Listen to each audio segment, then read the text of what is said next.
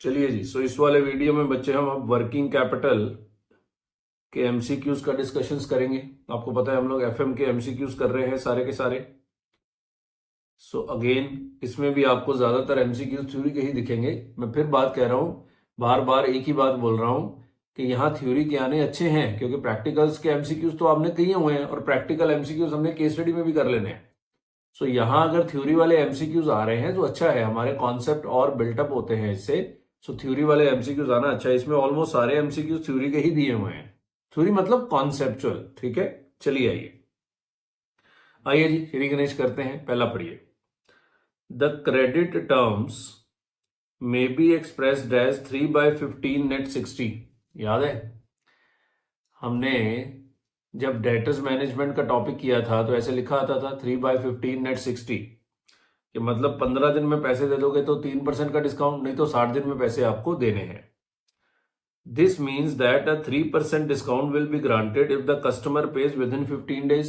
बिल्कुल ठीक। If he does not avail the offer he must make payment within 60 days। बिल्कुल ठीक। I agree with this statement, I do not agree with the statement, I can not say. क्या answer है? I agree with the statement. बिल्कुल ठीक statement है कि अगर customer 15 दिन में पैसे देगा तो 3% डिस्काउंट, नहीं तो उसको कितने दिन में पैसे देने पड़ेंगे? 60 डेज में पैसे देने पड़ेंगे। बिल्कुल ठीक। हमने इस पे बहुत सारे प्रैक्टिकल क्वेश्चंस डेटर्स मैनेजमेंट के अंदर किए हुए हैं। Next, the term net 50 implies that the customer will make payment exactly on 50th day, before 50th day, not later than 50th day और नन ऑफ द अबव। तो बहुत आसान है। यहां नेट 50 का क्या मतलब होता है कि कस्टमर को 50 दिन के बाद पैसे नहीं देने, 50 दिन के अंदर अंदर देने हैं। एग्जैक्टली ऑन 50th डे देने हैं? No. Before 50th day? No, क्योंकि 50th डे भी तो दे सकता है ना। बिफोर 50th डे का मतलब है कि 49th डे तक देने हैं, ये भी गलत है। Not later than 50th day, yes. 50 दिन के बाद नहीं, 50 दिन के अंदर अंदर आप कभी भी ये पैसा दे दीजिए। क्लियर है? सो वही जो हम लोग प्रैक्टिकल्स में पढ़ के आए हैं उसी को ही इन्होंने थ्योरेटिकल शेप जो है वो दे रखी है। Next, trade credit is a source of long term finance, medium term finance, spontaneous source of finance. नहीं बच्चे, ट्रेड क्रेडिट तो शॉर्ट टर्म सोर्स होता है, लॉन्ग टर्म मीडियम नहीं। शॉर्ट टर्म इन्होंने क्या लिखा है? स्पॉन्टेनियस, कि आपको उधार चाहिए तो आपको उसी समय मिल जाता है। ये अच्छा सवाल है क्योंकि पेपर में दिक्कत आएगी।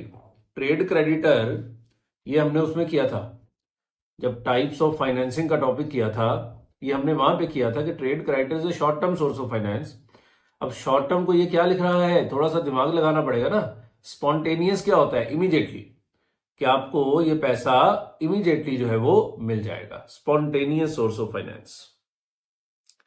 The term float is used in inventory management, receivables management, cash management के मार्केटेबल सिक्योरिटीज। तो फ्लोट कहां पढ़ते थे हम? Float and types of float, ये हम पढ़ते थे कैश मैनेजमेंट में, ठीक है।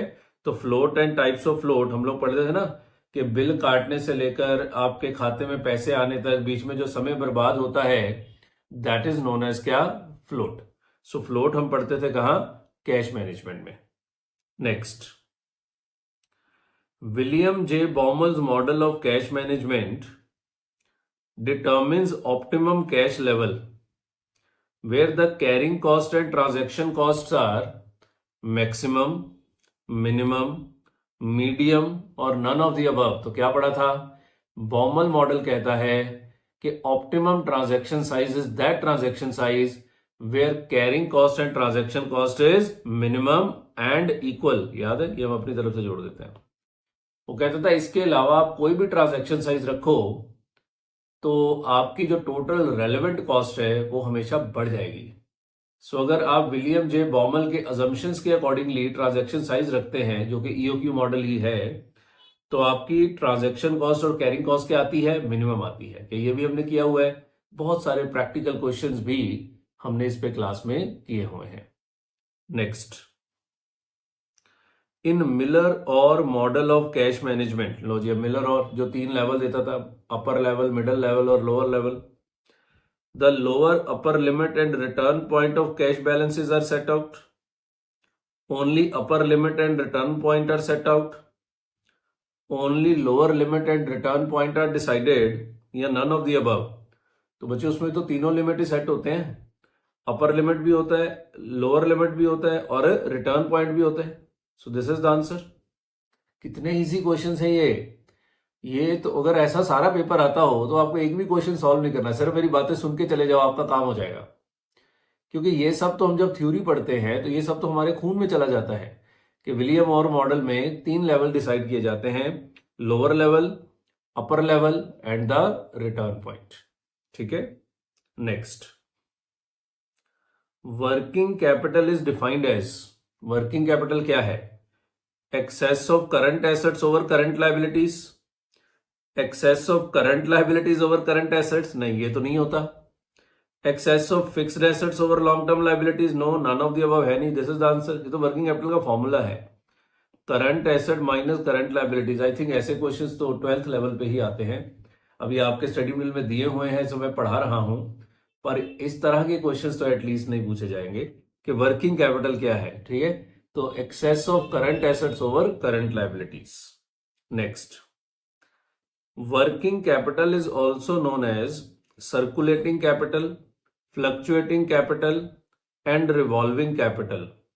The aforesaid statement is correct, incorrect? Technically मैंने बताया था 2 तरह की वर्किंग कैपिटल होती है, एक टेम्पररी वर्किंग कैपिटल, एक permanent working capital. Temporary working capital को हम सर्कुलेटिंग कैपिटल, फ्लक्चुएटिंग कैपिटल और रिवॉल्विंग कैपिटल बोलते थे। तो ये क्वेश्चन में टेक्निकल खामी है, वो कह रहे working capital is known as this, the correct word is temporary working capital is known as this. सही शब्द तो यही है कि temporary working capital is known as circulating capital, fluctuating capital, revolving capital. The above statement is correct. हम इसको correct लिखेंगे। ठीक है, अब सवाल में थोड़ा सा मैन्युफैक्चरिंग फॉल्ट होता है और ये हमने बड़े सारे क्वेश्चंस में देखा भी है। सो ये फॉल्ट को हमें थोड़ा दूर रख के थोड़ा ब्रॉड माइंड से सोचना पड़ेगा कि ठीक है, वर्किंग कैपिटल को हम लोग टेम्पररी और रिवॉल्विंग भी बोलते हैं, पर टेक्निकली हम टेम्पररी वर्किंग कैपिटल को इन नामों से बुलाते हैं। वर्किंग कैपिटल तो बच्चे वर्किंग कैपिटल 2 तरह का होता है, टेम्पररी वर्किंग कैपिटल और परमानेंट वर्किंग कैपिटल, पर इन्होंने आंसर करेक्ट दिया है। तो करेक्ट क्या सोच के दिया है कि ये टेम्पररी वर्किंग कैपिटल की ही बात हो रही है।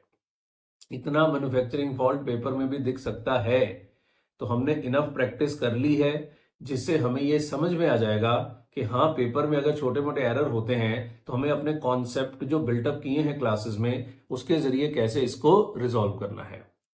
Next, the basic objective of working capital management are, अभी ये थ्योरी क्वेश्चन आ गया, देखो objective of working capital management. हमने वर्किंग कैपिटल में तो बहुत ज्यादा थ्योरी क्लासेस में नहीं पढ़ाई है क्योंकि आती नहीं है, पर अब यहां पे जो एमसीक्यूज हैं ये तो आपको देखने ही पड़ेंगे। और ये अगर आपने पूरा वर्किंग कैपिटल चैप्टर किया है तो आपको लगता है ये आंसर आपसे नहीं होगा।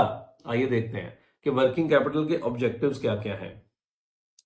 Optimum utilisation of resources for profitability, to meet day to day current obligations, ensuring marginal return on current assets is always more than cost of capital. Select any of the above statement. बताओ, working capital क्या होता है? Day to day खर्चों को manage करने के लिए जो पैसा चाहिए उसी का नाम होता है वर्किंग कैपिटल। शॉर्ट टर्म के लिए हमें जो पैसा चाहिए होता है, डे टू डे बिजनेस चलाना है उसके लिए हमें जो पैसा चाहिए होता है उसी का नाम होता है वर्किंग कैपिटल। तो फिर तो यही आंसर है, to meet day to day current obligations. मैंने बोला ना कि मान लो आपने नहीं भी किए ऑब्जेक्टिव्स, क्योंकि करने की जरूरत नहीं है, इतनी थ्योरी थोड़ा पढ़ने बैठेंगे, तो ये अंडरस्टैंडिंग से हो जाते हैं इस तरह के क्वेश्चंस। अब देखो ये सवाल में भी फॉल्ट है, ये क्या लिखा है? Select any of the above statement. तो नहीं, ठीक है, फिर तीनों में से कोई भी तो सेलेक्ट नहीं कर सकते ना, ठीक है, फिर तो ठीक है, ए आंसर नहीं है। Optimum utilisation of resources, no no no no no, working capital में थोड़ा हम पढ़ते हैं। Ensuring return is more than cost of capital, ये तो कैपिटल बजटिंग का काम है। क्लियर है? So meet day to day current obligations, क्योंकि वर्किंग कैपिटल का मीनिंग ही यही होता है कि हमें डे टू डे के लिए जो पैसा चाहिए होता है उसको मैनेज कैसे करना है। सब देख लो। सो ये थ्योरी क्वेश्चन है पर ये कॉमन सेंस का सवाल था। आगे पढ़िए। The term gross working capital is known as, copy पे लिखवाया हुआ है, ग्रॉस वर्किंग कैपिटल का मतलब होता है टोटल करंट एसेट्स। सो मैंने बताया था जिसको हम वर्किंग कैपिटल बोलते हैं, हमारा चैप्टर उसको नेट वर्किंग कैपिटल बोलता है, that is current asset minus current liabilities. पर अगर हम टोटल करंट एसेट्स ही बोले तो दैट इज नोन एज क्या, gross working capital. So gross working capital, investment in current liabilities, no. Investment in long term liabilities, no. Investment in current assets, yes. So बिल्कुल basics के, जैसे 12th class में शायद MCQs इस तरह के आते होंगे, ये वो वाले एमसीक्यूज इंस्टीट्यूट ने आपको दिए हैं। ये सब आपके स्टडी मटेरियल के हैं, मैंने पहले बोला था, मैंने अपनी तरफ से एक भी नहीं डाला इसमें, क्योंकि इंस्टीट्यूट कहते हैं बस हमारे पढ़ो। The term net working capital refers to, अब net working capital current assets minus current liabilities, अभी समझाया मैंने, refers to the difference between current assets minus current liabilities. The statement is correct, statement is incorrect, I cannot say. Statement is correct because net working capital किसके बराबर होता है, current assets minus current liabilities। बच्चों वाले सवाल। Next, the term core current assets are coined by, हमने एक topic पढ़ा था टंडन कमेटी रिकमेंडेशंस, एक बैंक को फाइनेंसिंग कितनी करनी चाहिए, और वहां पे वर्ड यूज हुआ था सॉफ्ट कोर करंट एसेट्स और हार्ड कोर करंट एसेट्स। तो कोर करंट एसेट्स किसमें आए थे, Tandon committee.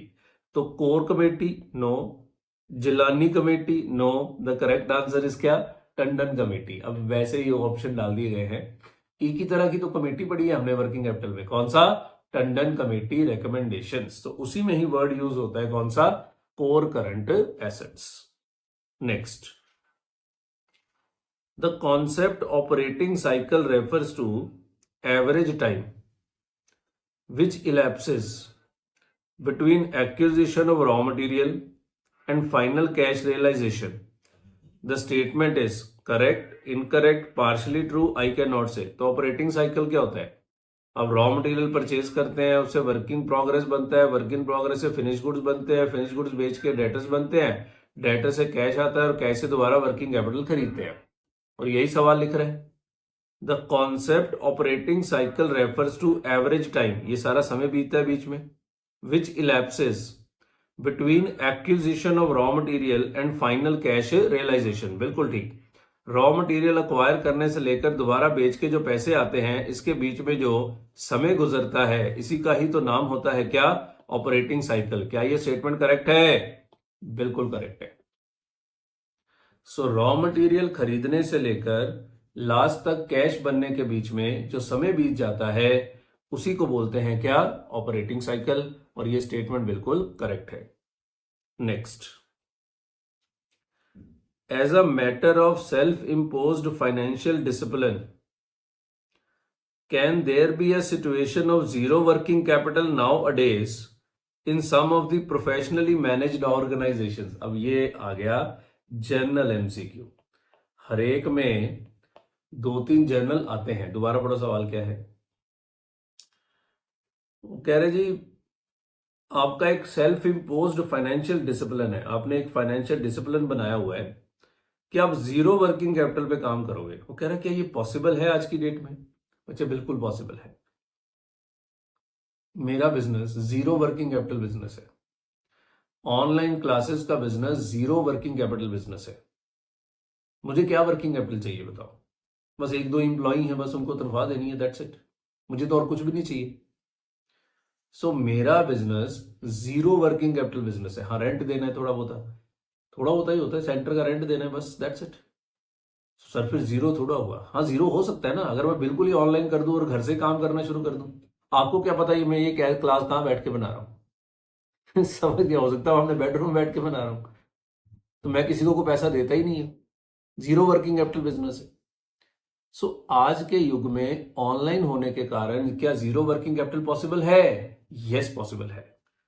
So the statement is correct, बिल्कुल ठीक, यस पॉसिबल है। वो कह रहे हैं इम्पॉसिबल आज की डेट में पॉसिबल है due to introduction of technology, due to introduction of technology. तो टेक्नोलॉजी आने के बाद मैं ये नहीं कह रहा हूं कि सबका ही जीरो हो जाएगा, बट स्टिल कुछ करके आप ये पॉसिबल बना सकते हैं कि आपका वर्किंग कैपिटल क्या हो जाए, जीरो हो जाए। सो ये एक जनरल एमसीक्यू था, एक सिंपल, कोई चैप्टर से इसका कोई लेना देना नहीं था। Next, over trading arises when a business expends beyond the level of funds available. The statement is incorrect, correct, partially correct, I cannot say. Again बचे जनरल एमसीक्यू। तो हर एक चैप्टर में मैंने आपको मार्क कराए हैं, जो पेपर वाले दिन सुबह पढ़ के जाने हैं। वो कह रहा ओवर ट्रेडिंग कब होता है। अब ये ओवर ट्रेडिंग किसको बोल रहे हैं, हमारे तो शेयर बाजार में ओवर ट्रेडिंग बोलते हैं। जो व्यक्ति बहुत सारे शेयर खरीदता है, बेचता है, खरीदता है, बेचता है, खरीदता है, बेचता है, हम कहते हैं भाई तू ओवर ट्रेडिंग कर रहा है, तू तो ब्रोकरेज का ही घर भर रहा है, तुझे इससे कोई फायदा नहीं होना। ओवर ट्रेडिंग राइज होती है when a business expands beyond the level of funds available. बिल्कुल ठीक है, पैसा कम है शेयर बाजार में, ये एग्जैक्टली स्टॉक मार्केट के बारे में लिखा है। मान लो मेरे पास 10 लाख रुपए है, मार्केट में पॉसिबल होता है कि मैं 10 लाख रुपए से 50 लाख के शेयर ले लेता हूं, मुझे 40 लाख ब्रोकर मार्जिन फंडिंग देता है, लोन समझ लो, ब्याज पे मुझे पैसा मिल जाता है लोन पे 40 लाख रुपए, 10 लाख के ऊपर 40 लाख रुपए मुझे ब्रोकर से मिल जाता है। तो जब मैं, जितने मेरे पास फंड्स हैं, अगर मैं बिजनेस को उससे ज्यादा एक्सपैंड कर लूं तो क्या ओवर ट्रेडिंग राइज हो गई? यस, हो गई। तो ये तो एग्जैक्टली स्टॉक मार्केट से ही रिलेटेड है, बिकॉज ज्यादातर स्टॉक मार्केट में ही ओवर ट्रेडिंग होती है, क्योंकि वहां पे जो उधार लेना है वो बड़ा इजी होता है, और वो उधार हमें कहां से मिल जाता है? ब्रोकर की तरफ से ही मिल जाता है। क्लियर हो गई बात? सो क्योंकि वहां उधार लेना आसान है। अदरवाइज मान लो मेरी कोई बिजनेस है, कोई शॉप है, मुझे उधार लेने बैंक में जाना पड़ेगा, वहां 1000 तरह की फॉर्मेलिटियां, इतनी मोटी फाइल बनती है लोन लेने के लिए, और कितने दिन लगते हैं और पैसे भी लगते हैं। स्टॉक मार्केट में कुछ भी लगता। प्लीज, मैं ये नहीं कह रहा हूं कि वहां जाके ओवर ट्रेडिंग करनी चाहिए, ये बहुत खतरा है। लोन लेके काम करना ये बहुत खतरा है, पढ़ा है ना हमने लेवरेज में, फाइनेंशियल रिस्क बढ़ जाता है। सो लोन लेके काम करना बहुत खतरा होता है। सो ओवर ट्रेडिंग नहीं करनी चाहिए, पर वो कह रहा है ओवर ट्रेडिंग हो जाती है जब आप जितने पैसे हैं उससे ज्यादा बिजनेस को एक्सपैंड करते हैं। बिल्कुल ठीक, बिल्कुल ठीक। पर ये एक जनरल एमसीक्यू था, अगेन वर्किंग कैपिटल चैप्टर से इसका कोई लेना देना नहीं है। Next, a conservative working capital strategy calls for high level of current assets in relation to sales. हमने 3 तरह का पढ़ा था, कंजर्वेटिव, मॉडरेट, एग्रेसिव। कंजर्वेटिव बहुत डरता है, वो कहते हैं यार करंट एसेट्स ना ज्यादा रखो, इन्वेंट्री ज्यादा रखो, कल को कहीं वो जो लॉकडाउन लगा था किसी जमाने में मतलब अभी 4-5 साल ही हुए, कल को कहीं लॉकडाउन लग गया और मुझे इन्वेंट्री ना मिली तो फिर। तो कंजर्वेटिव व्यक्ति हमेशा high level of working capital रखता है, हमने ये पढ़ा हुआ है क्लास में। अब कंजर्वेटिव, सबसे पहला टॉपिक ही हमने यही किया था वर्किंग कैपिटल में। अ conservative working capital strategy calls for high level of current asset in relation to sales. I agree कि do not agree? I absolutely agree. Conservative व्यक्ति हमेशा ज्यादा वर्किंग कैपिटल रखने में ही विश्वास रखता है। उसको डर लगता है ना कि कल को इन्वेंट्री ना मिली तो क्या ही करेंगे। The term working capital leverage refers to impact of level of working capital on company's profitability. This measures the responsiveness of ROCE for changes in current asset. बहुत टेक्निकल है। अगेन ये फर्स्ट वाले topic से ही है, जहां आपको मैंने investment, working capital investment policies और वर्किंग कैपिटल फाइनेंसिंग पॉलिसीज का टॉपिक कराया था, ये उसी से ही रिलेटेड है। पढ़ो दोबारा। The term working capital leverage, ये लेवरेज नहीं लिखना चाहिए था। The term working capital refers to impact of level of working capital on company's profitability. वगैरह वर्किंग कैपिटल लेवरेज क्या है कि वर्किंग कैपिटल का कंपनी की प्रॉफिटेबिलिटी पे क्या इंपैक्ट है। दिस मेजर, इससे क्या मेजर करते हैं? Responsiveness of ROCE for changes in current assets. Current assets में चेंज होने से आपकी रिटर्न ऑन कैपिटल एम्प्लॉयड में क्या चेंज होता है। बिल्कुल ठीक, हमने वहां भी आपको ROCE और ROE ही निकलवाए हुए हैं कि 3 तरह की वर्किंग कैपिटल पॉलिसी होती है, कंजर्वेटिव, मॉडरेट और अग्रेसिव। तो तीनों के केस में हम लोग ROCE और ROE ही निकालते हैं, ये बिल्कुल ठीक है। हमने इस तरह के सवाल, 2 क्वेश्चन है हमारी बुक में, एक मेरी तरफ से, एक इंस्टीट्यूट की तरफ से। तो आई एब्सोल्युटली एग्री, ये बिल्कुल ठीक है। ये कॉन्सेप्चुअल था, ये जर्नल नहीं था, ये कॉन्सेप्चुअल था। Next, the term spontaneous source of finance, वो भी ऊपर पढ़ के आए थे कि creditor is a spontaneous source of finance, यहां पे आया भी था। कहां गया? शुरू में ही आया था कहीं, हाँ ये था, देखो, trade credit is spontaneous source of finance, उसी से रिलेट एक और क्वेश्चन है। The term spontaneous source of finance refers to the finance which naturally arises in the course of business operations. Spontaneous source of finance क्या थे? Trade credit.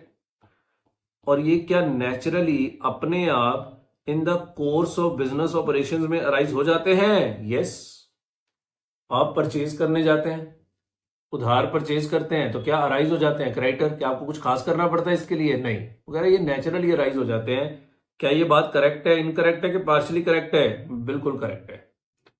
तो पहले तो अगर आपको पता ही नहीं है स्पॉन्टेनियस सोर्स ऑफ फाइनेंस क्या है, तो ये क्वेश्चन नहीं हो सकता। वो हमने ऊपर एमसीक्यू में पढ़ लिया था कि स्पॉन्टेनियस सोर्स ऑफ फाइनेंस ये किसको बोलते हैं? ट्रेड क्रेडिटर्स को बोलते हैं। So spontaneous source of finance for them is क्या? Trade creditors. ठीक है। Next, under hedging approach to financing of working capital requirement of a firm, each asset in the balance sheet asset side would be offset with a financing instrument of same approximate maturity. This statement is, बच्चे ये सवाल ही आपको समझ नहीं आएगा, ये CA final level का question पूछा इन्होंने। दोबारा पढ़ो, मैं समझाता हूं आपको। दोबारा पढ़ो। पहले तो सर ये हेजिंग अप्रोच क्या होती है? हेजिंग होती है सुरक्षा। Hedging approach to working capital requirement of a firm. Each asset in balance sheet would be offset with financing instrument of same maturity. एक ना ALM का कॉन्सेप्ट होता है, बैंकों में बहुत चलता है, एसेट लायबिलिटी मैनेजमेंट। मान लो एक व्यक्ति ने मुझे सेविंग डिपॉजिट दिया, मैं बैंक की बात कर रहा हूं, 1 लाख रुपए का। मैंने उसका उठा के 10 साल का लोन दे दिया 1 लाख रुपए का, तो जानते हो बैंक में रिस्क आ गया। एक व्यक्ति ने आपको सेविंग डिपॉजिट दिया 1 लाख रुपए का और आपने उठा के 10 साल का लोन दे दिया 1 लाख रुपए का। कल को वो व्यक्ति आपसे 1 लाख रुपए वापस मांगने आ गया, तो आप लोन वाले से पैसे थोड़ा दे सकते हैं, वो तो 10 साल में मिलने हैं। ये होता है मिसमैच, इसको बोलते हैं asset liability mismanagement. So correct तरीका क्या होना चाहिए कि आपके पास एफडी का पैसा है, जो 10 साल की एफडी है, वो आपने 10 साल का लोन दिया है, इसको बोलते हैं एसेट लायबिलिटी मैनेजमेंट। और वो भी यही कह रहा है कि each asset in the balance sheet side would be offsetted with financing instrument of same approximate maturity. कि मतलब जितने यहां पे एसेट है उतने सेम ड्यूरेशन के यहां लायबिलिटीज होने चाहिए। सीए फाइनल में आपको कॉन्सेप्ट पढ़ाएंगे बॉन्ड ड्यूरेशन। ड्यूरेशन यही होता है कि एसेट्स और लायबिलिटीज का ड्यूरेशन हमेशा मैच करना चाहिए, नहीं तो आपके यहां पे रिस्क है। क्या ये स्टेटमेंट करेक्ट है? ये स्टेटमेंट बिल्कुल करेक्ट है कि वर्किंग कैपिटल फाइनेंसिंग रिक्वायरमेंट का हेजिंग पॉलिसी यही कहता है। हेजिंग क्या होता है? अपने आप को सुरक्षा दो, और आप सुरक्षित तभी फील करेंगे अगर आपके एसेट्स और लायबिलिटीज आपस में क्या करेंगे? मैच करेंगे। अदरवाइज आप कभी सुरक्षित फील नहीं कर सकते। सो आप सुरक्षित तभी फील करेंगे अगर आपके एसेट्स और लायबिलिटीज हमेशा मैच करेंगे। ठीक है। सो ये अच्छा सवाल था, इंपॉर्टेंट मार्क कर लो इसको, ये हो नहीं पाएगा, थ्योरी क्वेश्चन था। Again, trade credit is spontaneous source of finance, ये बार बार क्यों आई जा रहा है? Negotiated source of finance, hybrid source of finance, के spontaneous source of finance, spontaneous source of finance. अब देखो ना, ये क्लासेस लगानी जरूरी है, नहीं तो ये सब बातें आपको नहीं पता लगेंगी। मान लो ये वाला एमसीक्यू आ गया पेपर में, तो 90% तो यही कहेंगे ना, पता नहीं कहां से आ गया। ठीक है। Next, factoring is a method of financing whereby a firm sells to its trade debts at a discount to financial institution। बिल्कुल ठीक है, हम डेटर्स ही तो बेचते हैं, है ना, और डिस्काउंट पे बेचते हैं, क्योंकि वो आपको जो लोन देता है वो पूरे पैसे तो देता नहीं है, लोन के ऊपर ब्याज भी चार्ज करता है, वो अलग मुद्दा है। तो फैक्टरिंग यही होता है। Factoring is a method of financing whereby a firm sell its trade debtors at a discount to the financial institution। This statement is correct, incorrect के पार्शली करेक्ट? बिल्कुल करेक्ट। इसमें ये करेक्ट इनकरेक्ट बहुत भरे पड़े हैं। तो ये बिल्कुल ठीक है। सारे थ्योरी के हैं, देख लो, कुछ कॉन्सेप्ट के हैं, कुछ जनरल हैं, कुछ थ्योरेटिकल हैं, मिक्स करके डाले गए। Factoring arrangement can be with recourse as well as without recourse, बड़े अच्छे से पढ़ा हुआ है। दो तरह का फैक्टरिंग होता है, रिकोर्स फैक्टरिंग और without recourse factoring. Recourse factoring क्या होता है, जहां factor has a right of recourse, मतलब अगर बैड डेट्स हो गए तो फैक्टर बेयर नहीं करेगा, कस्टमर बेयर करेगा। विदाउट रिकोर्स क्या था कि जहां अगर बैड डेट्स हो गए तो फैक्टर कस्टमर के पास नहीं जा सकता, ये बैड डेट फैक्टर को ही बेयर करने पड़ेंगे। हमने इस पे क्वेश्चंस भी किए हुए क्लास में, तो बिल्कुल ठीक है। A factoring can be both with recourse as well as without recourse, बिल्कुल ट्रू है। Next, the bank financing of working capital will generally be in the following form. Bank किस किस फॉर्म में लोन देता है? Cash credit, overdraft, bill discounted, bills acceptance, line of credit, letter of credit, bank guarantee. I agree, I absolutely agree, ये सारे काम bank ही करता है। अब ये तो एक बहुत ही जनरल सी बात थी, जनरल एमसीक्यू था। क्या ये सारे काम सच में बैंक ही करता है? Yes. So bank financing will generally be in the form of cash credit, overdraft, bills discounted, bills acceptance, line of credit, letter of credit और बैंक गारंटी। तो क्या सचमुच में ये सारे काम बैंक करता है? यस, ये सारे काम बैंक ही करता है। Next, when the items of inventory are classified according to the value of usage, the technique is known as, अरे बाप रे, XYZ analysis, ABC analysis, DEF analysis. ये तो बच्चे कॉस्टिंग का क्वेश्चन आ गया। ABC एनालिसिस, ये तो मटेरियल कॉस्टिंग। क्योंकि सर ये यहां क्यों आ गया? अरे बताया तो था आपको, वर्किंग कैपिटल चैप्टर में एक इन्वेंट्री मैनेजमेंट का भी तो टॉपिक है, जहां मैं क्लास में बोलता होता हूं कि ये इन्वेंट्री मैनेजमेंट आप कहां करेंगे, आपने कॉस्टिंग में किया हुआ है, तो हम यहां नहीं कराते थे वर्किंग कैपिटल में।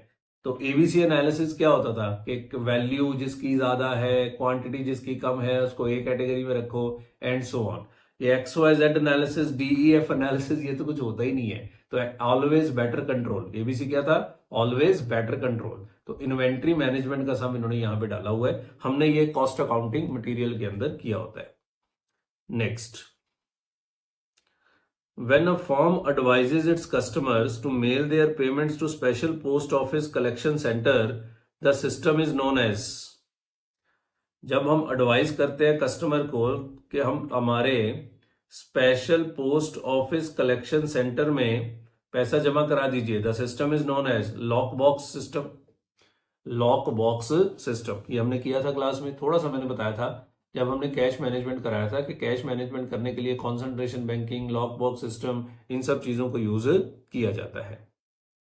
Next, an organisation carrying higher level of inventory is most probably following which policy of working capital management? Conservative, aggressive, moderate के ऑपर्चुनिस्टिक? बच्चे हायर लेवल ऑफ इन्वेंट्री, ये ऊपर भी तो आया था जब मैंने कहा था कि हायर लेवल ऑफ इन्वेंट्री एक कंजर्वेटिव व्यक्ति कैरी करता है। उसको डर लगता है कि जब मुझे इन्वेंट्री चाहिए होगी, अगर मुझे इन्वेंट्री ना मिली तो मैं क्या करूंगा? तो हायर लेवल ऑफ इन्वेंट्री एक कंजर्वेटिव व्यक्ति ही कैरी करता है, ये पहले भी आया था। As per Miller Orr cash management model, when the cash balance reaches lower limit, याद है diagram? Higher level, return point और लोअर लेवल।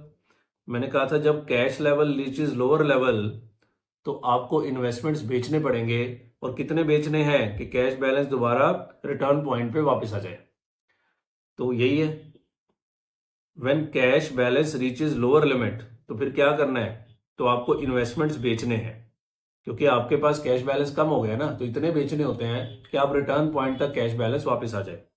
तो it may be invested in securities, अरे नहीं इन्वेस्ट थोड़ा करना है, मुझे तो पैसा चाहिए। लोन में भी टेकन, नो। सम मार्केटेबल सिक्योरिटीज में भी लिक्विडेटेड, यस। अब ये कॉन्सेप्चुअल है ना, क्योंकि ये मिलर और का जो मॉडल हमने क्लास में किया था ये उसी के ऊपर है। Strict credit policy with customer may not result in, हमने पढ़े थे दो तरह के सवाल डेटर्स मैनेजमेंट में, loosening of credit policy, tightening of credit policy. ये टाइटनिंग का सवाल है। अगर आप क्रेडिट पॉलिसी स्ट्रिक्ट कर देंगे तो क्या नहीं होगा? फास्टर कलेक्शन होंगे, हाँ फास्टर कलेक्शन तो होंगे। क्रेडिट पॉलिसी स्ट्रिक्ट करने का क्या मतलब है कि पहले आप 2 महीने का उधार देते थे, अभी आप 1 महीने का उधार देंगे। तो जब आप 1 महीने का उधार देंगे तो आपको पैसा जल्दी मिलना शुरू हो जाएगा, बिल्कुल ठीक है।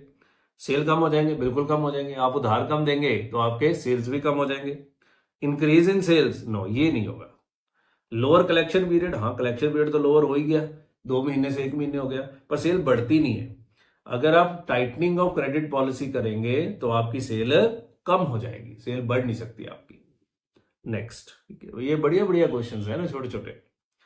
विच of these ratios could be a better indicator of working capital? Current asset to fixed asset, interest coverage ratio, debt equity ratio, financial leverage. बच्चे इंटरेस्ट कवरेज रेशियो तो नहीं, इंटरेस्ट कवरेज रेशियो तो बताती है कि आप इंटरेस्ट पे करने के लायक है कि नहीं। Date equity ratio long term solvency की रेशियो है। फाइनेंशियल लेवरेज नहीं, ये तो रिस्क बताता है, तो एक ही है, current assets to fixed assets. ऐसे और भी रेशियोज है, पर आपको इन चारों में से एक चुनना है। तो कह रहा है best indicator of working capital यही है कि फिक्स्ड एसेट्स के मुकाबले आपकी बैलेंस शीट में करंट एसेट्स कितने हैं। फिक्स्ड एसेट्स के मुकाबले आपकी बैलेंस शीट में करंट एसेट्स कितने हैं, this is the best indicator. Electronic fund transfer में eliminate most type of floats except. हमने 4 तरह के फ्लोट पढ़े थे। वो कह रहे जब आप इलेक्ट्रॉनिक फंड ट्रांसफर करते हैं, ऑनलाइन ट्रांसफर, गूगल पे कह लो आज की डेट में, तो इससे सारे फ्लोट चले जाते हैं, एक फ्लोट नहीं जाता। बताओ बच्चे, से बिलिंग फ्लोट जाएगा? नहीं, बिलिंग फ्लोट नहीं जाएगा। बिलिंग फ्लोट क्या था कि आपने माल बेच दिया, आपने बिल बनाने में ही टाइम लगा दिया। क्यों? क्योंकि बिल सेंट्रल बनता, सेंट्रलाइज्ड अथॉरिटी है जो बिल काटती है। आप ब्रांच है, आपके पास बिल काटने की अथॉरिटी नहीं है, बिल काटती है सेंट्रलाइज्ड अथॉरिटी। आपने बिल बनाने में टाइम लगा दिया, तो बच्चे जब तक बिल ही नहीं बनाओगे तब तक आपको इलेक्ट्रॉनिक फंड ट्रांसफर कहां से मिलेगा? तो ये वाला फ्लोट एलिमिनेट नहीं हो सकता। हाँ, मेलिंग फ्लोट एलिमिनेट हो जाएगा, चेक प्रोसेसिंग फ्लोट एलिमिनेट हो जाएगा, क्योंकि चेक आपको आएगा ही नहीं, आपको तो सीधा बैंक में पैसे आएंगे। बैंक प्रोसेसिंग फ्लोट एलिमिनेट हो जाएगा, बिकॉज बैंक जो 2 दिन लेता है चेक को क्लियर करने में, वो पैसा भी आपका बच जाएगा। क्लियर हो गया? पर बिलिंग फ्लोट नहीं आपका एलिमिनेट हो सकता, ठीक है, क्योंकि आपने बिल ही नहीं बनाया। जब तक आपने बिल ही नहीं बनाया, आपका काम कैसे चलेगा? फंड ट्रांसफर तो बात की बात है ना, बिल तो बनना जरूरी है। Next, which of the following is not an example of current asset? ये तो बच्चे 12th क्लास का भी क्वेश्चन नहीं है, 12th क्लास में भी ऐसे सवाल नहीं आते। Which of the following is not an example of current asset? Accrued income, it is a current asset. Cash at bank, current assets. Short term advances to creditor is a current asset. Bank overdraft is a current liability. ये तो बहुत ही ज्यादा हल्का हो गया, तो 11th class का है, 12th का भी नहीं है।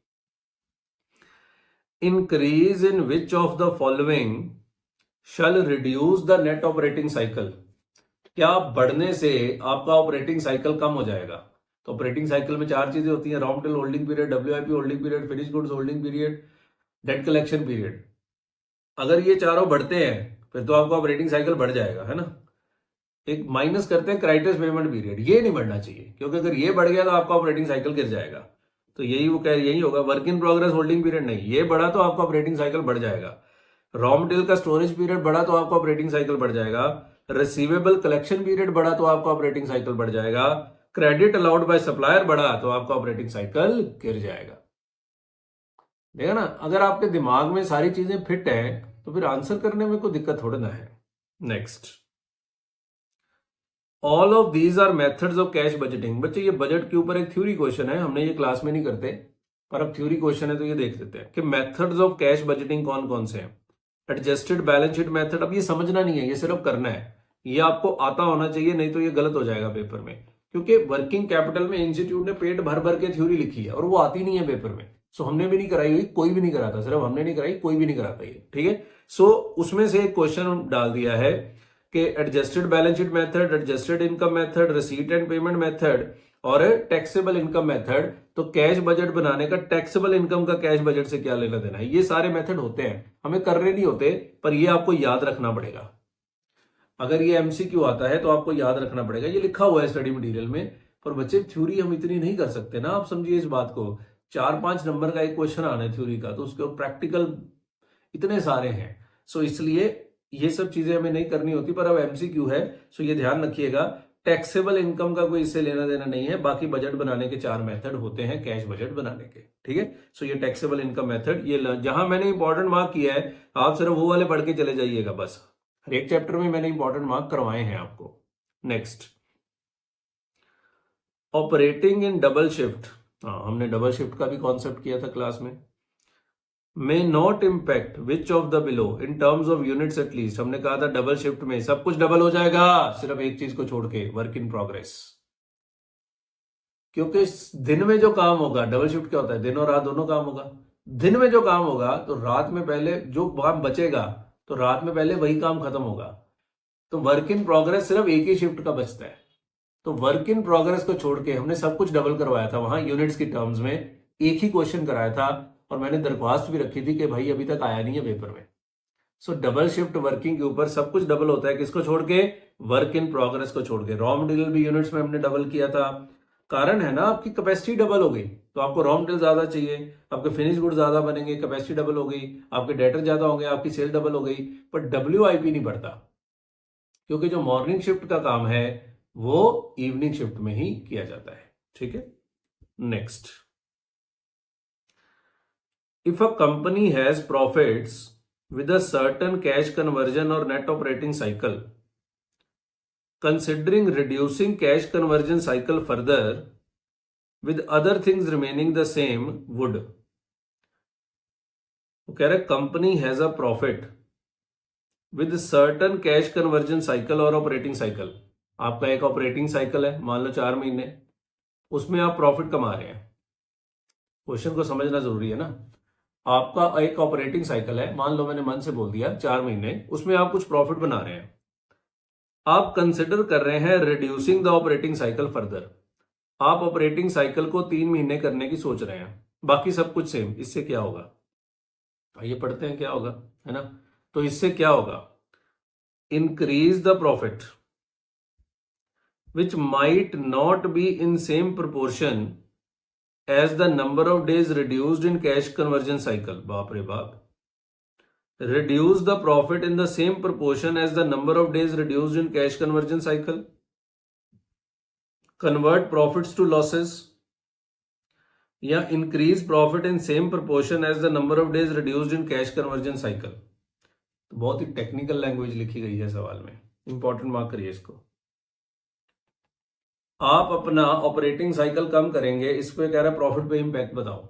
ऑपरेटिंग साइकिल कम करने से क्या होगा, जरा सोचो, ऑपरेटिंग साइकिल कम करने से क्या होगा, ऑपरेटिंग साइकिल कम करने से क्या प्रॉफिट बढ़ेगा कि घटेगा, क्योंकि उसने 4 चीजें पूछी हैं, increase the profit, reduce the profit, convert profits to losses, और increase profits in same proportion. क्या होगा ऑपरेटिंग साइकिल कम करने से, क्या होगा, ऑपरेटिंग साइकिल कम करने से आपके वर्किंग कैपिटल में इन्वेस्टमेंट कम हो जाएगी, वर्किंग कैपिटल में इन्वेस्टमेंट कम हो गई तो आपके रेशियोज इंप्रूव हो जाएंगे, तो आपकी प्रॉफिटेबिलिटी की रेशियोज बढ़ जाती हैं, प्रॉफिटेबिलिटी की रेशियोज बढ़ जाती है। अरे बिजनेस में एक मान लो ROC है, रिटर्न ऑन कैपिटल एम्प्लॉयड आप निकाल रहे हो, तो capital employed is fixed assets plus current assets, तो अगर आपकी इन्वेस्टमेंट इन करंट एसेट्स कम हो गई तो आपका डिनोमिनेटर छोटा हो गया, प्रॉफिट पे इतना इंपैक्ट नहीं कम होता, तो आपका टेक्निकली प्रॉफिट जो है वो बढ़ जाता है।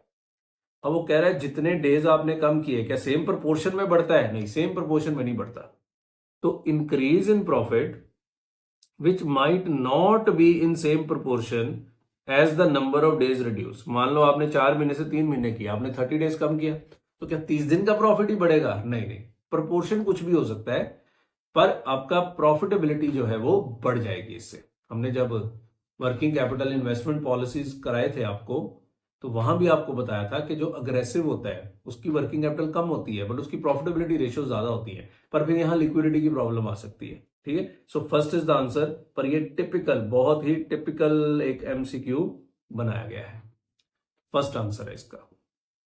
Next, how can a company improve its accounts receivable turnover. तो डेटर्स टर्नओवर रेशियो कैसे इंप्रूव कर सकते हैं, तो डेटर्स टर्नओवर रेशियो का फॉर्मूला क्या होता है, net credit sale divided by average debtors, extend payment term to customers. अगर आपने पेमेंट टर्म्स को एक्सटेंड कर दिया, इंक्रीज पेमेंट टर्म्स मतलब आप 30 दिन की जगह 40 दिन में पैसा लेना शुरू कर दिए, तो इससे क्या होगा, इससे आपके डेटर बढ़ जाएंगे, डेटर बढ़ेंगे तो आपकी डेटर टर्नओवर रेशियो नीचे आ जाएगी, तो ये तो आंसर नहीं है। अगर आपने 30 दिन की जगह 40 दिन बाद पैसा लेना शुरू कर दिया तो आपके डेटर्स बढ़ जाएंगे ना। तो डेटर्स बढ़ने से डिनोमिनेटर बढ़ जाएगा, डिनोमिनेटर बढ़ गया तो रेशियो नीचे आ जाएगा। तो ये आंसर तो नहीं है। कंपनी कह रहा है इंप्रूव कैसे करें, बढ़ाएं कैसे। Increase credit limit to customer, same बात है, ये दोनों बातें सेम है, ये दोनों बातें सेम है। आपने 3 महीने से 4 महीने कर दिया, आपके डेटर बढ़ जाएंगे। Offer discounts for early payment, हाँ ये आंसर है, क्योंकि जब आप डिस्काउंट देंगे पैसा जल्दी मिलेगा, आपके डेटर कम हो जाएंगे, और डेटर कम होंगे तो आपकी डेटर टर्नओवर रेशियो बढ़ जाएगी। हाँ ये टेक्निकल क्वेश्चन है, ठीक है ना। कुछ अच्छे भी होते हैं, कुछ सीधे साधे भी हैं, पर कुछ अच्छे भी हैं, बिल्कुल ठीक। क्लियर है। विच of the following is not a determinant of working capital. Working capital का डिटर्मिनेंट कौन नहीं है। नेचर ऑफ बिजनेस, हाँ ये तो है, क्योंकि नेचर ऑफ बिजनेस पे डिपेंड करेगा। जैसे मेरे जैसे बिजनेस को वर्किंग कैपिटल चाहिए नहीं होती। टारगेट प्रॉफिट, नहीं, प्रॉफिट का वर्किंग कैपिटल से क्या लेना है। टाइप ऑफ प्रोडक्ट, यस, अगर आपके प्रोडक्ट का ऑपरेटिंग साइकिल लंबा है तो फिर आपको ज्यादा वर्किंग कैपिटल चाहिए। आपके प्रोडक्ट का ऑपरेटिंग साइकिल छोटा है तो आपको कम वर्किंग कैपिटल चाहिए। Credit policy, of course credit policy, target profit पे नहीं डिपेंड करता आपका working capital. Clear. Need for cash can be categorised as these, any of these except transactional, entertainment, स्पेक्यू, बाप रे बाप, ये तो ट्रांजैक्शन थ्योरी ऑफ मनी आ गया। ये तो इकोनॉमिक्स में होता था, यहां कहां आ गया। एक्चुअली ये जो बॉमल है ना, बॉमल, तो ये बॉमल की थ्योरी है। ये बॉमल कहता है कैश की 3 चीजों के लिए जरूरत पड़ती है। अब ये न्यू है, ये आपको दिक्कत आएगी पेपर में। कैश की 3 चीजों के लिए जरूरत पड़ती है। ये जब ओल्ड सिलेबस में इकोनॉमिक्स फॉर फाइनेंस होता था ना, वहां पढ़ाते थे। Transaction purpose, speculative purpose, precautionary purpose. Transaction मतलब आपको डे टू डे ट्रांजैक्शन करने हैं, कैश चाहिए। फिर आपको सट्टा भी खेलना है, स्पेकुलेशन, शेयर बाजार में बॉन्ड खरीदने हैं, पैसा चाहिए। प्रिकॉशनरी, घर पे कोई बीमार हो जाए तो हम सेविंग्स रखते हैं, उसके लिए भी पैसा चाहिए। पर एंटरटेनमेंट के लिए ऐसा नहीं बोला गया, ऐसा नहीं बोला गया। मतलब यही आंसर है, यही आंसर है। Can be categorize as any of these except. अब ये क्वेश्चन आप कर नहीं पाएंगे पेपर में, क्योंकि ये तो बॉमल की थ्योरी के ऊपर बेस्ड है, जो इकोनॉमिक्स फॉर फाइनेंस में ओल्ड सिलेबस में हम लोग पढ़ाते थे। ये तो न्यू सिलेबस का क्वेश्चन है। सो ये तीनों आंसर है, transaction purpose, speculative purpose, precautionary purpose. इसको ट्रांजैक्शन थ्योरी ऑफ मनी बोलते थे, लिक्विडिटी थ्योरी ऑफ मनी भी बोलते थे। Next, which of these components of working capital require consideration of cash cost. Cash cost, raw material पे cash cost का कोई impact नहीं होता, रिसीवेबल्स पे होता है। बिकॉज रिसीवेबल्स अगर कैश कॉस्ट पे कैलकुलेट करेंगे तो फिर हम प्रॉफिट ऐड नहीं करते। और अगर हम टोटल अप्रोच पे, हमने 2 तरह के अप्रोच किए हुए हैं वर्किंग कैपिटल में, कैश कॉस्ट अप्रोच और टोटल अप्रोच। टोटल अप्रोच में हम प्रॉफिट ऐड करते हैं, पर अदरवाइज कैश कॉस्ट अप्रोच में प्रॉफिट ऐड नहीं करते। तो बाकियों पे तो इसका कोई इंपैक्ट नहीं होता।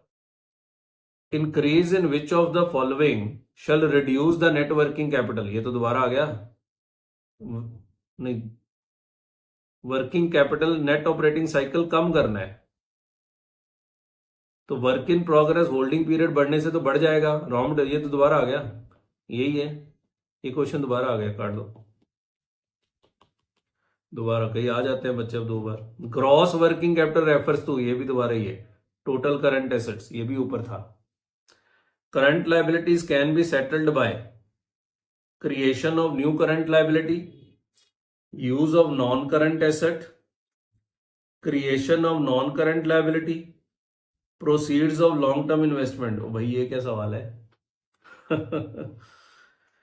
Current liabilities can be settled by, current liability को सेटल करना है मतलब पे करना है, क्रेडिटर को पे करना है ना। कैसे। Creation of new current liability, creation of new current liability मतलब क्रेडिटर के क्या बना दो, bills payable. Creditors account debit to bills payable. तो क्या आपकी करंट लाइबिलिटी सेटल हो गई, हाँ हो गई। तो ये आंसर हो सकता है, यही हुआ ना कि करंट लाइबिलिटी को सेटल करना है, पे नहीं करना लिखा है, सेटल करना है। वो कैसे सेटल कर सकते हैं, एक नई करंट लाइबिलिटी क्रिएट कर लो। हाँ तो क्रेडिटर को बिल्स पेबल बना दिए। Use of non current asset, creditor to fixed asset, नहीं हो तो सकता है, आपने क्रेडिटर को फिक्स्ड एसेट दे दिए, पर ज्यादातर होता नहीं है। हमें तो मोस्ट अप्रोप्रिएट आंसर चुनना है। Creation of non current liability के क्रेडिटर को डिवेंचर बना दो, नहीं ऐसा कौन करता है। Proceeds of long term investment, investment बेच दो, नहीं। यही अप्रोप्रिएट आंसर यही है, this is the most appropriate answer. ये मुझे देखना पड़ेगा इन्होंने क्या आंसर किया है 42 का। हाँ यही है, पर ये थोड़ा जनरल सवाल था। अब देखो ना कितने सारे क्वेश्चंस तो एवे जनरली डाले गए हैं आपके सिलेबस में, जिनका कोई लेना देना नहीं होता वो भी डाल दिए गए। हाँ तो ऐसे ही है, अब क्या कर सकते हैं। क्लियर है। चलिए जी, तो इसमें काफी सारे, सबसे ज्यादा वर्किंग कैपिटल में ही आए हैं। हाँ थे सारे थ्योरी, इसमें एक भी प्रैक्टिकल नहीं है। एक्चुअली इसके प्रैक्टिकल बहुत किए हमने, और इसके प्रैक्टिकल एमसीक्यूज में पूछने भी तो मुश्किल है ना। इस पे तो मैंने आपको केस स्टडीज भी कराएंगे। केस स्टडीज तो चलो हर चैप्टर पे ही कराएंगे। चलिए जी, सो दैट्स इट। ये चैप्टर भी खत्म हो गया, फिर मिलते हैं नेक्स्ट वीडियो में। बाय।